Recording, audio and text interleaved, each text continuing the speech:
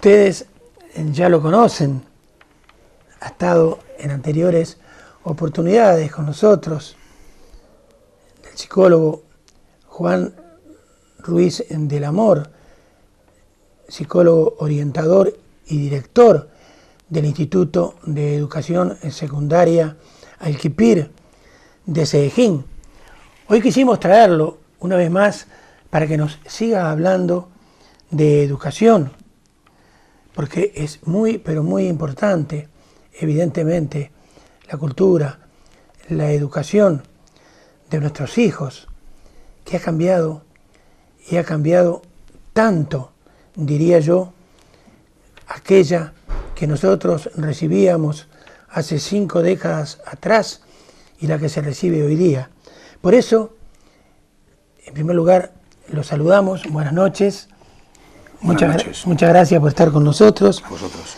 Juan, aquella educación que nosotros recibíamos en Uruguay, en primaria, por los años 50, en secundaria, en bachillerato, preparatorios, como se llama en Uruguay, en la carrera universitaria, el perfil del alumno era totalmente diferente al actual. Nosotros tratábamos de usted a nuestros profesores con un respeto increíble, total, absoluto. Cuéntenos usted entonces cuál es la diferencia, cuál es el perfil de aquel alumno del siglo XX y el actual del siglo XXI. Bueno, yo creo que fundamentalmente el alumno de ahora, los alumnos que tenemos ahora, no son excesivamente distintos de los de antes. Lo que sí han cambiado son determinadas situaciones, determinadas condiciones con respecto al alumnado que había antes. Yo creo que hay una primera, digamos, factor que es fundamental, y es que los alumnos son conscientes de que viven en una sociedad diferente, tienen una educación diferente, tanto familiar como social, hay unos ambientes totalmente diferentes, hay unas maneras de afrontar tanto la autoridad en casa como en el resto de la sociedad absolutamente diferentes a como eran antes, y todo ello conforma posiblemente el perfil de un alumno en el que, si anteriormente, por lo menos en la época nuestra, pues el concepto de autoridad, el concepto que había de respeto a los mayores, el concepto, digamos, de antes de hablar, mira a ver lo que tienes que decir y di las palabras exactas y las palabras correctas,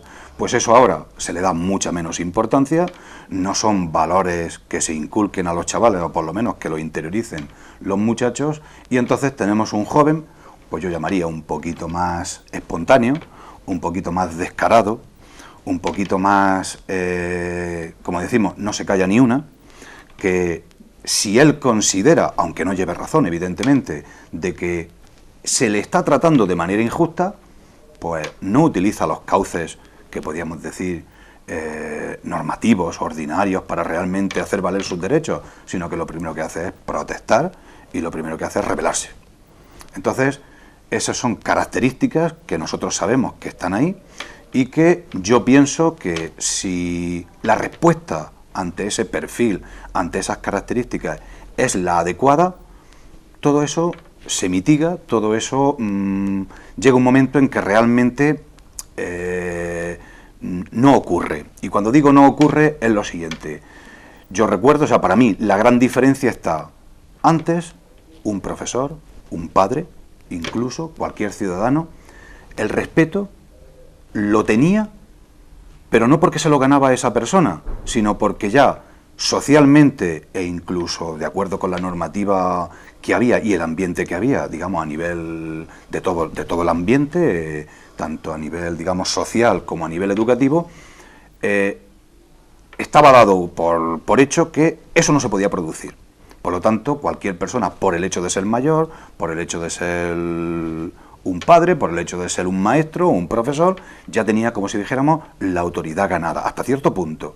Luego estaban los alumnos conflictivos, que decíamos que son los que se saltan la norma y los que les pasa algo.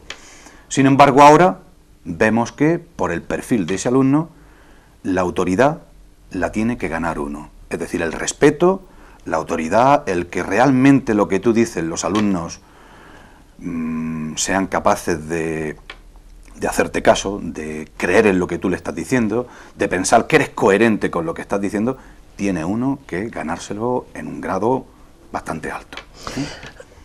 Ahora bien, Juan, lo que pasa es que, por ejemplo, cuando un entrenador de fútbol, por ejemplo, le da demasiada confianza a sus jugadores, se dice por lo general que ese entrenador es blando y que por ser blando los jugadores le pierden el respeto y ese vestuario entonces se contamina.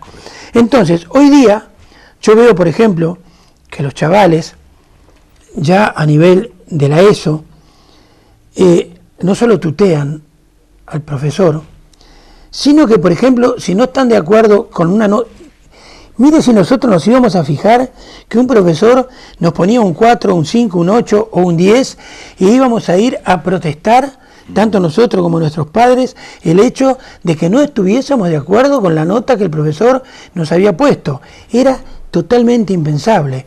Entonces, todo esto ¿no hace que se pierda un poco la autoridad? Bien. Aquí hablaríamos de lo que, digamos, del límite que está entre lo que es ejercer un derecho y también que te exijan un deber. Yo creo que, para mí, han habido avances importantes en el sentido de los derechos del alumnado. En mi época, un suspenso era un suspenso y no te lo quitaba nadie, aunque fuese injusto, pero no te lo quitaba nadie, porque, bueno, no te lo quitaba nadie, quiero decir, tenías que dar una serie de pasos que poco menos que eran pedir favores, al director, a alguna persona con influencia, de manera que al final, casi si se resolvía tu problema, que a lo mejor era injusto lo que había ocurrido, pues poco menos que tenías que estar agradecido. Yo creo que hoy día vivimos en una sociedad en la que no creo en los agradecimientos de ese tipo. Uno puede estar agradecido porque alguien se toma interés por su caso, pero no porque se lo resuelve como un favor.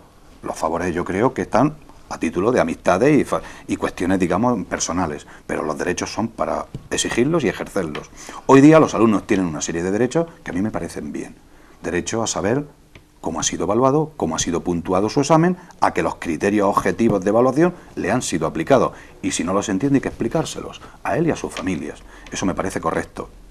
Ahora, hay veces que se confunde, y ahí está la reacción del profesional, se confunde ese derecho con otra serie de, digamos, de aspectos colaterales, como la imposibilidad en muchos de los instrumentos de evaluación de poder objetivarlo al 100%. Entonces ahí está, digamos, la parte personal del profesor de poder trasladar, especialmente a la familia y al alumno, que lo que ha aplicado, otro profesor podría tratarlo de otra manera, pero que él ha aplicado ese criterio a la clase de manera ecuánime, de manera correcta. Por ejemplo, los alumnos, y es una realidad que siempre va a existir, y yo creo que debe de existir. Hay alumnos que dicen, es que este profesor es muy duro y otro profesor es muy blando. A la hora de corregirlo, a la hora de valorar determinados errores, determinadas deficiencias. Pero bueno, ahí está, digamos, un poco el margen con el que cuenta el profesor, que lo único es que esos criterios tienen que estar escritos en unas programaciones que se aprueban al principio de curso, que se dan a conocer al alumnado y que son las que establecen los límites de lo que puede ser y de lo que no puede ser. Un profesor puede escuchar al alumno, cuáles son sus causas, y podrá ser más o menos tolerante, pero lo cierto y verdad es que es tolerante con todos o aplica un criterio un poquito más estricto con todos. Yo creo que eso entra dentro de los márgenes con los que juega cualquier profesor. Y eso creo que no podríamos ir a que todos sean exactamente iguales, porque estaríamos hablando de máquinas, creo yo. Para eso no harían falta los profesores ni para evaluar estas situaciones. Yo creo que ahí no hay problema. Lo que sí creo es que los profesores tenemos la exigencia, por el tipo, por el perfil de alumnado que hay, de no podemos ser coleguillas de ellos. Es decir, yo creo que un profesor que trata de ganarse al alumnado un poco poniéndose a su nivel o tratando como si dijéramos de que, bueno, no pasa nada, todos somos iguales, aquí todo lo vamos a resolver sin ningún tipo de norma, lo que acordemos entre todos, yo creo que sería un fracaso. Un fracaso no por el principio de aplicar ese concepto, sino porque el tipo de sociedad en el que en este momento nos desenvolvemos no acompañaría precisamente para que tuviese éxito una iniciativa de estas características, especialmente si tenemos en cuenta que esto tendría éxito si un profesor cogiese un grupo de alumnos, la misma clase desde abajo, comenzase a trabajar con ellos, siempre con ellos de la misma manera y acabase con ellos.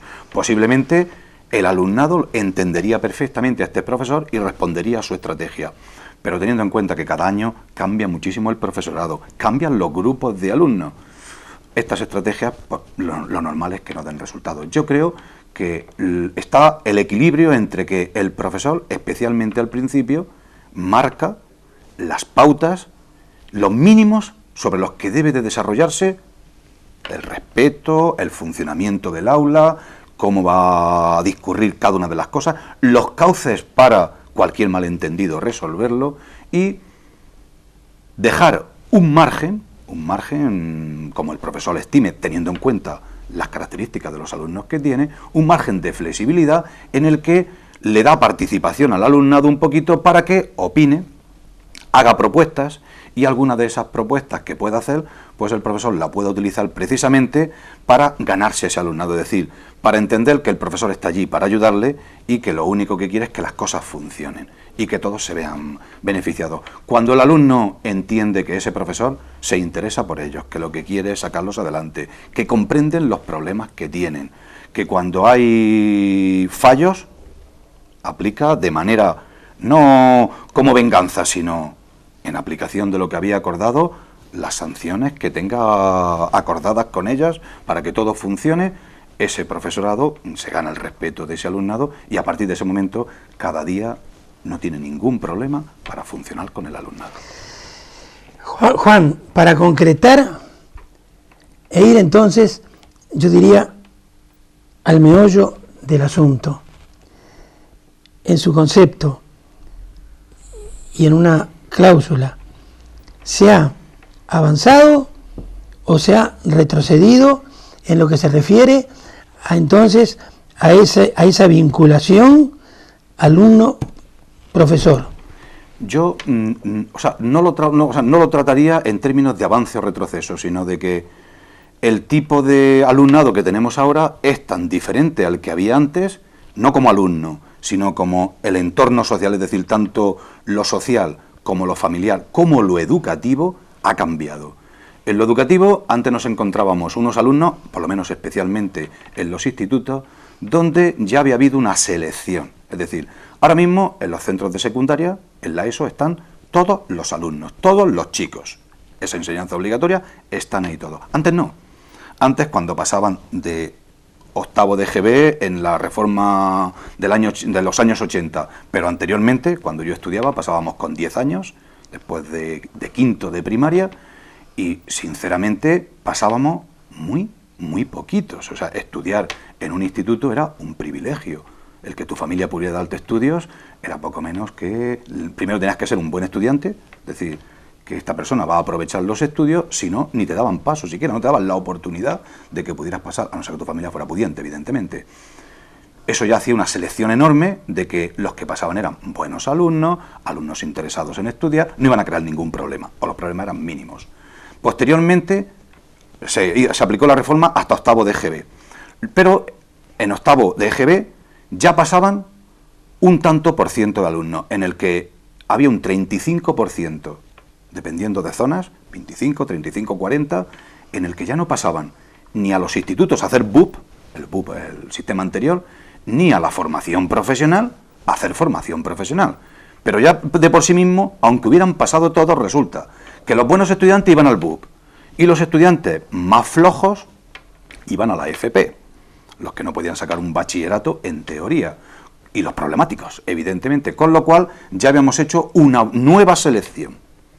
de alumnos buenos, alumnos un poquito peores estudiantes, lo cual no quiere decir que no hubiera buenos estudiantes en la FP, lo sabía también, pero ahí sí es verdad que se recogía o había posibilidades de recoger todo tipo de alumnado, mientras que en el BUS el que se escapaba era muy raro, era muy raro que se escapara un mal alumno a esa enseñanza.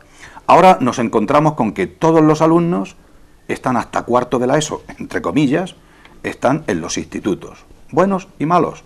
Todos tienen que estar hasta que cumplen los 16 años. En este momento, pues el índice de abandono en segundo de la ESO es enorme, es impropio de un país avanzado como tenemos nosotros. Pero todo ello hace que las clases se hayan complicado. Claro, si tenemos en cuenta que las clases de ahora no son como las de antes, es decir, no tenemos clases de buenos alumnos, alumnos medianos y malos alumnos, porque creo que eso sería el mayor error que podría cometer un sistema educativo, separar los alumnos, digamos, en función de sus características, poner, como comúnmente se dice, todas las manzanas muy buenas y brillantes en un lado, las manzanas que están un poquito tocadas en otro y las que están podridas en otro. Sería un auténtico desastre, a nivel social, no digo a nivel del el que está en el cesto bueno, por supuesto, estaría contentísimo, pero el que está en el cesto malo no es que estaría descontento, es que sería un desastre social.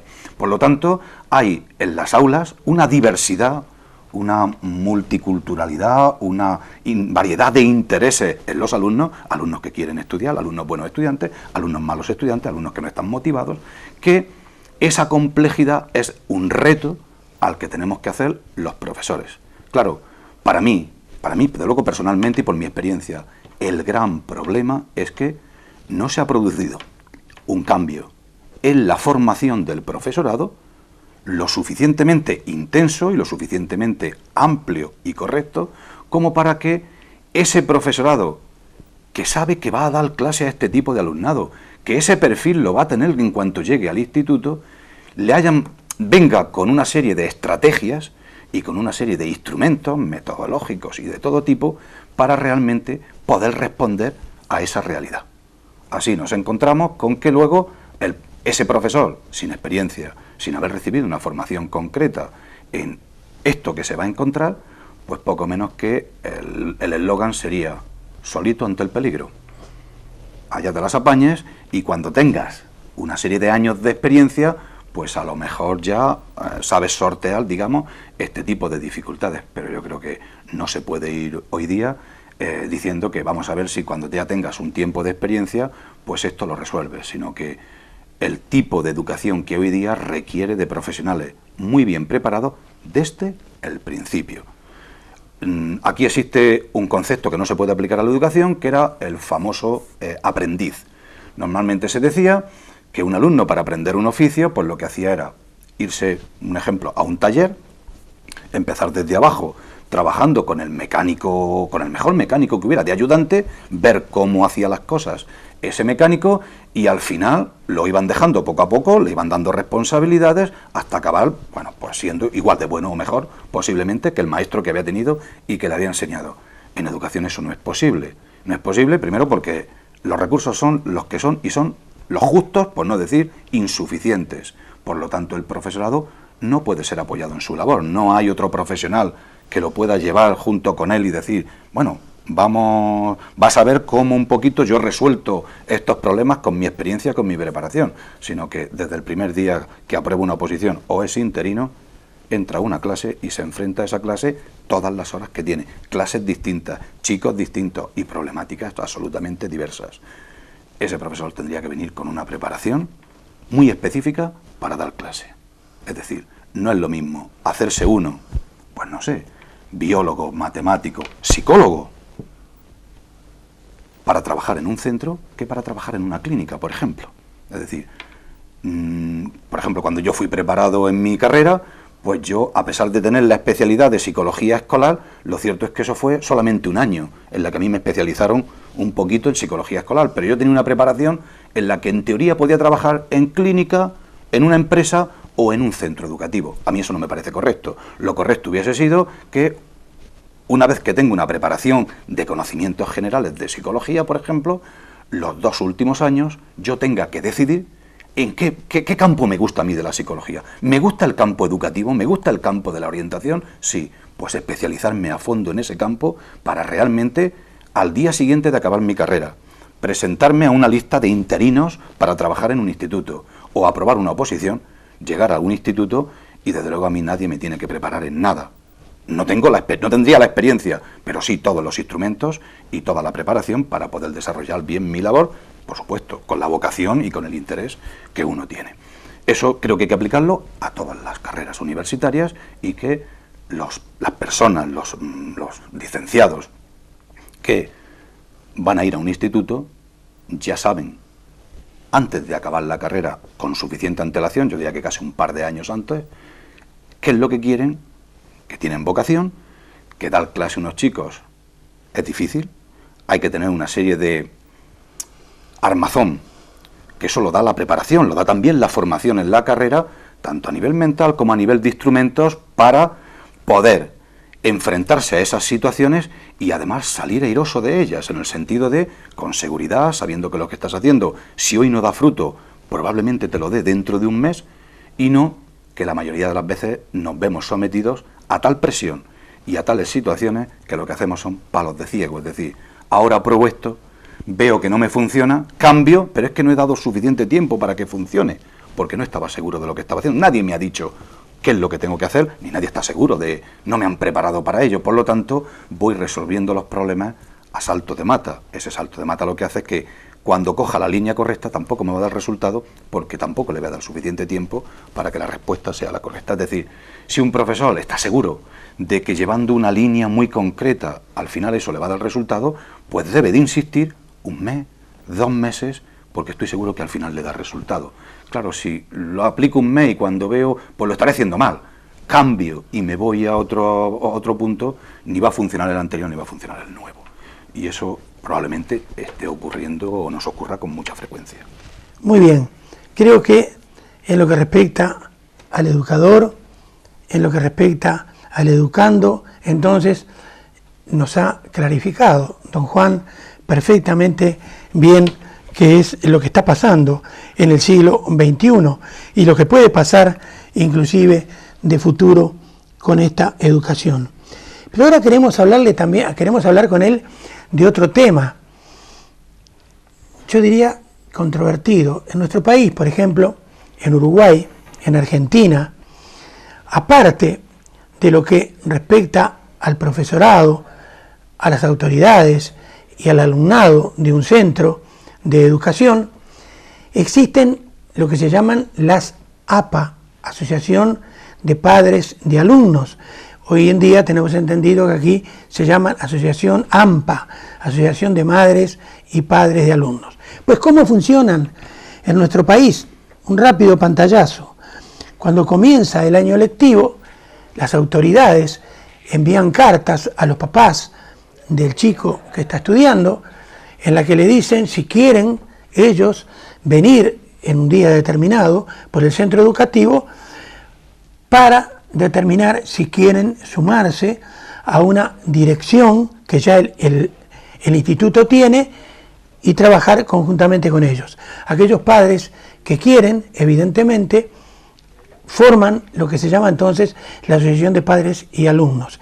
Y aquellos que quieren ser asociados de esa asociación pagan mensualmente una cifra muy pequeña, pero pagan una cifra mensual porque esta Asociación de Padres y Alumnos brinda utilidades durante el año.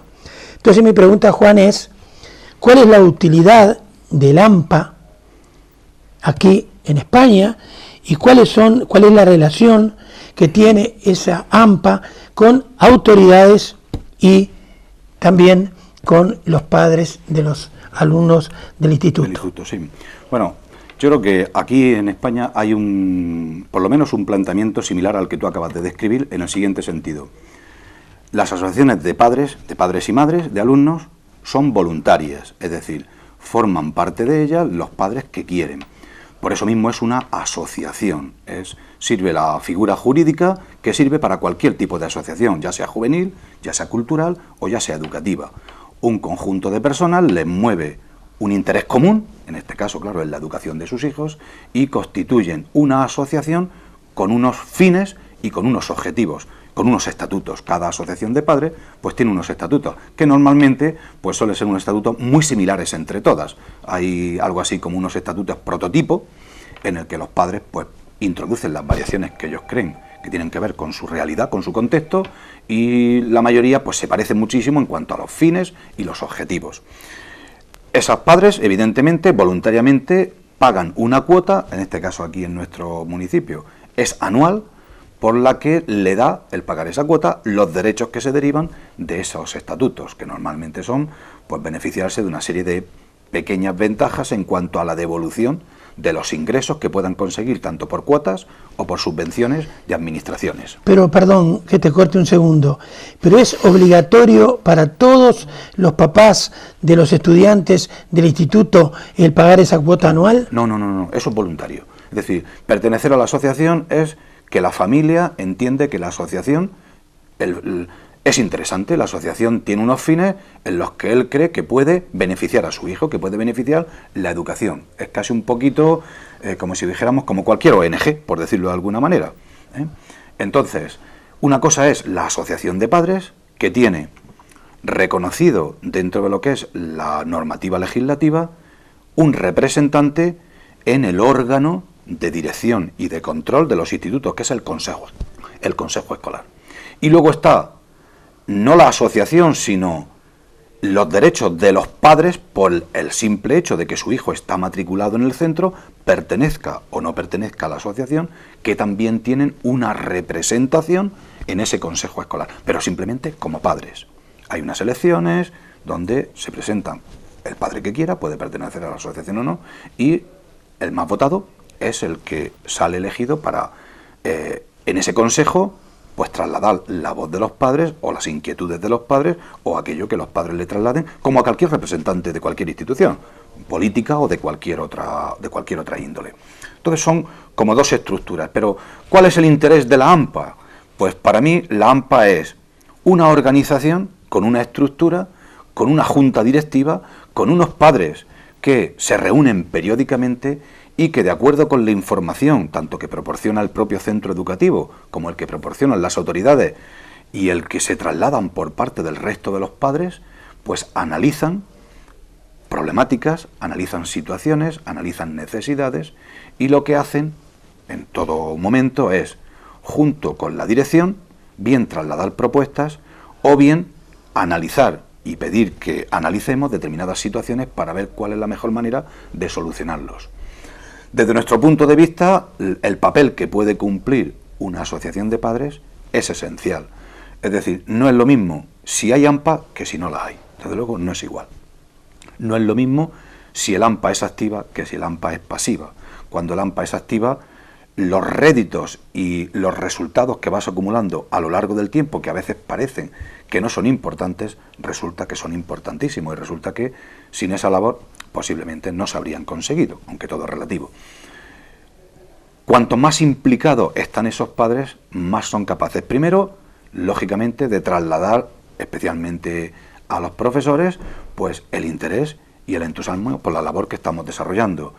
Cuanto más se implican, bajo mi punto de vista, más fácil es que nosotros también entendamos el punto de vista de los padres, que a veces no es lo mismo hablar con los padres y tener una percepción de cuando tenemos problemas con sus críos, cómo abordarlos y cómo buscarles soluciones, que algo mucho más amplio como es la institución escolar. Muchas veces nos olvidamos de que en la enseñanza no es darle clase a un crío de primero solo, no es solo eso, darle clase a un crío de primero, a un niño de segundo, a un niño de tercero, a un niño de cuarto, sino que hay una institución que, si esa institución como tal no funciona bien, los resultados en esa enseñanza se trasladan y se notan, tienen una repercusión.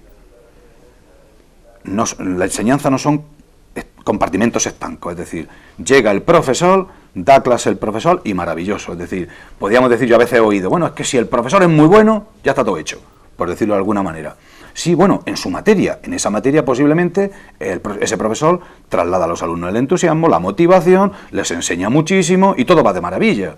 Pero es que un centro son muchos profesores, muchas situaciones, muchas actividades alternativas que si no se hicieran posiblemente no se obtendrían buenos resultados, muchas situaciones para que al final la calidad de la enseñanza realmente avance, que lo más importante es que la institución funcione. Es decir, de abajo arriba es importante, pero de arriba abajo también es muy importante para que todo funcione. Y la asociación de padres, como institución, como grupo de padres que discuten, analizan y proponen, tienen una importancia fundamental para que esa institución funcione. Como en todo, si se implican, vamos, es básico para que todo vaya bien. Muy bien, Juan, se nos fue el tiempo y nos han quedado una cantidad de preguntas. Hubiéramos querido preguntar acerca de por qué tantos abandonan, si es por falta de puestos, por falta de decir, bueno, voy a ir a la universidad tal, pero resulta que cuando me reciba no voy a tener un puesto donde pueda trabajar.